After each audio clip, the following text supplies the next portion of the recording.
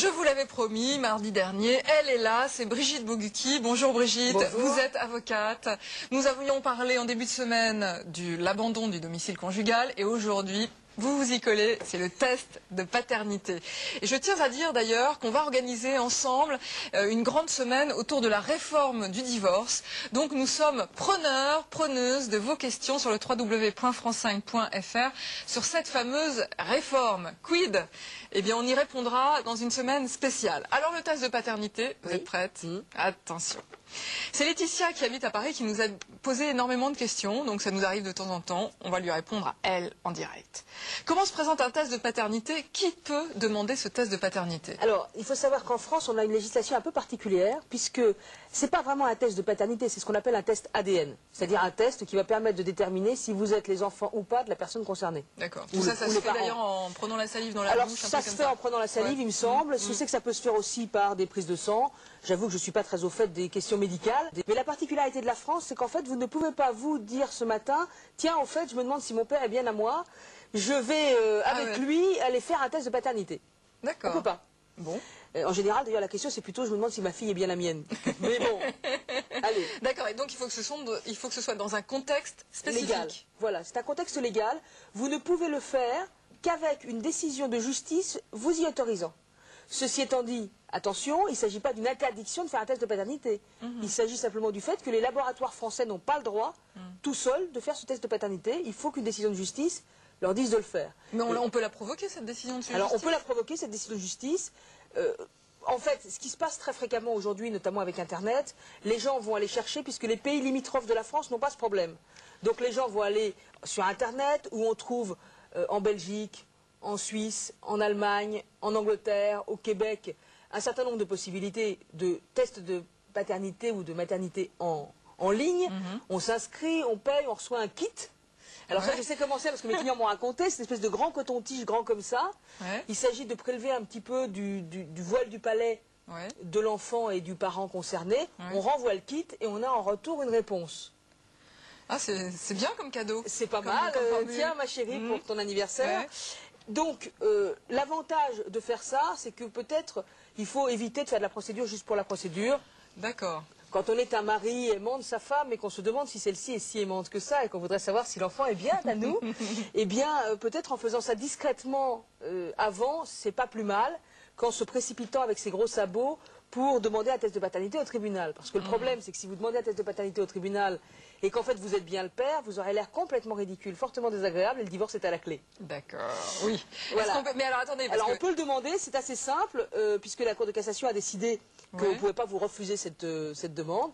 Donc il faut faire une procédure en disant qu'on a un doute sur la paternité de son enfant, par exemple, et qu'on demande à ce qu'un test soit fait. Alors par exemple, si la personne n'est pas consentante, par exemple si je pense à un préado ou même à un ado, alors d'abord, non mais ça va attention, pas, parce que l'enfant, on ne lui demandera pas vraiment son avis, il est mineur. Bon, C'est plutôt le contraire. Par exemple, vous avez un enfant, vous savez bien qui est le père, mais le monsieur n'a pas reconnu l'enfant, et vous voudriez, vous, que l'enfant soit reconnu. Vous allez donc faire une demande de test de paternité au tribunal, et on va dire au monsieur d'aller faire le test. Et si le monsieur refuse d'aller faire le test, parce qu'il ne veut surtout pas qu'on le reconnaisse, eh bien la loi dit que le tribunal en tire toutes les conséquences. Alors ça veut dire quoi? Ça veut dire le désigne direct comme père? Oui, en fait, le tribunal n'a pas besoin d'un test ADN pour décider qui est le père. Ah, la vérité juridique n'est pas toujours la vérité de tous les jours. Donc, le tribunal a simplement besoin d'avoir un dossier qui lui paraît suffisant. Avant les tests ADN, on avait un dossier suffisant en prouvant que le monsieur avait bien eu des relations avec la dame, qu'il avait vécu avec elle, qu'il était connu ou qu'il avait eu des relations très paternelles avec l'enfant. Donc, si le monsieur, on a un certain nombre d'éléments concomitants qui font penser que peut-être, effectivement, il est le père de l'enfant. Si lui-même n'a aucune raison légitime ou médicale qui explique son refus, et qu'il refuse, malheureusement, il est probable que le tribunal le reconnaisse comme étant le père de l'enfant. Alors attendez, est-ce que on peut s'en servir, c'est ce que nous demande Laetitia, pour, par exemple, demander une pension à ce présupposé père? Ah oui, bien sûr, bien sûr. On peut se servir du test pour ça? Ça sert même souvent à ça. D'accord. En fait, les tests de paternité, dans quel cas sont-ils faits? Il y a trois cas. Il y a les pères qui ne sont pas très sûrs d'être le père, et il y a les mères qui veulent que leur enfant soit reconnu. Et puis il y a celles qui sont plus dans les délais pour que l'enfant soit reconnu, mais qui veulent une pension. Ça s'appelle très joliment l'action à fin de subside. Et oui, c'est ouvert à partir des 2 ans de l'enfant, puisqu'avant on peut faire une demande de reconnaissance. Et en fait, la mère donc va vouloir que le monsieur soit reconnu comme père, soit reconnu comme père potentiel. C'est ça l'action en fin de subside. Et à partir de ce moment-là, il va être considéré comme ayant des grandes chances d'être le père de l'enfant. Et donc, on va lui demander une pension. Et oui, Et ça sert à ça. ça se pratique fréquemment? Ben, pas mal. D'accord. Pas mal parce que, assez curieusement, on a beaucoup de messieurs, c'est exclusivement les messieurs, qui ne font pas la relation entre avoir une relation avec une dame et avoir un enfant. Et qui, le jour où ils ont un enfant, disent, mais je ne comprends pas. Vraiment, je ne comprends pas. Moi, je n'en voulais pas. Elle ne m'a pas dit qu'elle ne se protégeait pas. Et la loi leur répond, un peu abruptement, que chaque être humain est adulte et doit se protéger lui-même. Et que donc, s'ils ont fait un enfant par défaut de protection, ils assument. D'accord, voilà. Ok. Est-ce qu'on peut se servir de ce test de paternité dans le cadre d'un divorce pour faute grave? Alors ça, c'est un mari qui a un doute. Alors, apparemment, c'est terrible. Sur la dame, et ça remet même en cause l'enfant. Bien sûr. Alors, il y a plusieurs choses. D'abord, une bonne fois pour toutes, il n'y a pas de faute grave. Il y a des fautes où il n'y a pas de faute. Oui, d'accord. Bon. Ça, on a vu ça voilà, on l'a vu mardi, on recommence. En ce qui concerne, est-ce qu'on peut s'en servir? Oui. On ne peut pas demander un test dans le cadre du divorce. C'est-à-dire qu'on ne peut pas, dans la procédure de divorce, dire « je veux un test de paternité ».